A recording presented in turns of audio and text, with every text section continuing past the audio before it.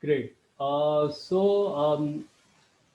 Yukta, do you think you have any great tips for artists basically? Because of COVID and all, so many artists they were all the events were cancelled and all these things. So their main source was income was through social media and different kind of community building sites and all. So like Patreon and Discord and all. So really building a one-on-one connection, having different kinds of memberships for them, and then accordingly giving content specifically as per what the people are paying. And also, what do you think? Any tips you have for these artists, how they can build the community via sites like Patreon and Discord?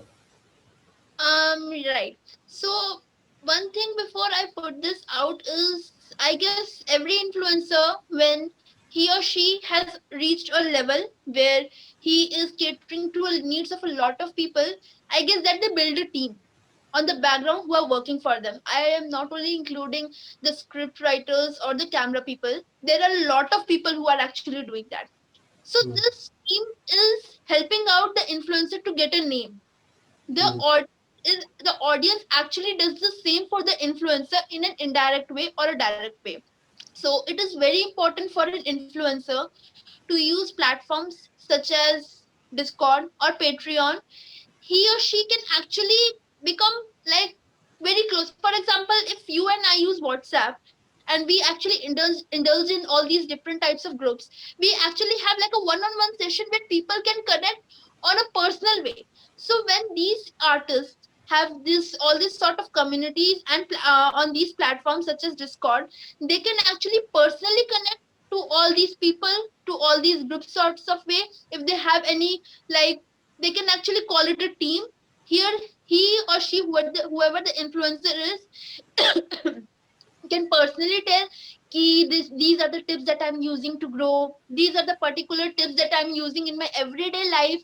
He or she can actually answer each of the questions that the his or her audience is asking. For example, if it's an artist who is quite famous with creating drawings, digital drawings, he she can come and can make a community on Discord, and there people can ask all sorts of questions to her, like which software is she using, which tablet is she using, which laptop or which device she is using, which stylus she is using, which paintbrush she uses, all these sorts of things. And the influencer can actually connect with that particular audience, even if it's an individual. It's very important for whatever the artist is out there to build a community, because this is one of the way they can actually go from a small community to a massive one. And see, I'll be honest, when, for example, if I am a huge fan of one particular influencer, I will tell you also, like, for example, I really love Nicole Wong. I'll come and tell you, like, she is the one who has helped me in like gaining an influencer. So if tomorrow she builds a community on Discord, I'll actually go and connect to it, and I'll actually tell you too. So even if you don't know, you will actually go to her Instagram, you will see what the content is that has influenced me, and you will also like to like join that particular community, and that is how she will personally grow. Great. Yes.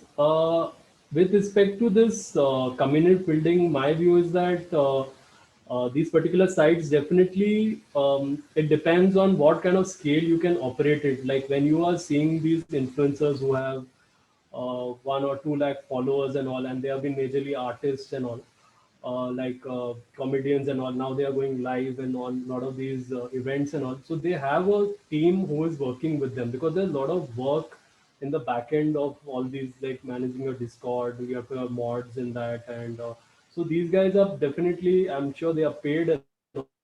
So they have like a celebrity as an entourage there. So they also have this team which is working with them. So this cost. So then again, like um, you at what level you can operate this, but the idea behind it in terms of these sites and how to prosper is you have to, the accessibility is the number one thing that today any kind of star has. You can't be aloof and all to this thing. You have to be completely involved, provide them all kinds of content. And in different domains. Like when you have, I think there is in YouTube also, you have certain levels of the followers that is there. And they are actually paying people like who are part of that particular thing. So you have to then have a complete, content plan of how you are going to this thing. And that kind of audience is actually somebody who is extremely loyal, and because you're giving that one-on-one connect to them. So, and these technologies are allowing, and these platforms are allowing that. But the same way, like how you can use that, whether you have that bandwidth, you can do it alone at some level, or you have to have a team and all. That you have to take a call. But as I said, these are really great platforms for really, having a great and loyal audience.